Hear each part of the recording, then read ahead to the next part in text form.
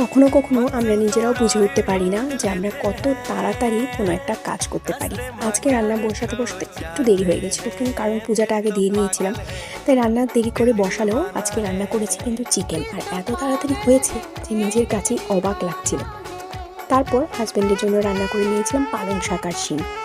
প্রত্যেকটা ভিডিও ঠিকমতো করতে পারিনি আজকে, কারণ ভিডিও করতে গেলে লেট হয়, আর আজকে লেট হলে একদমই চলবে না, কারণ আজকে তাড়াতাড়ি করতে হবে। জানো তো, একটা বয়সের পরে আই লাভ ইউ, আমি তোমাকে কতটা ভালোবাসি সেটা আর বলে বলে বোঝাতে হয় না, কারণ ওই যে কাজে কর্মের মাধ্যমে বুঝিয়ে দেওয়া যায়। ভালোবাসার আরেকটা রূপ এই যে কাজকর্ম, ওর জন্য একটা তরকারি রান্না করা যেটা ও খেতে পছন্দ করে, এগুলোর মাধ্যমে বুঝিয়ে দিতে হয়, আর অপরজনেরও বুঝিয়ে নিতে হয়।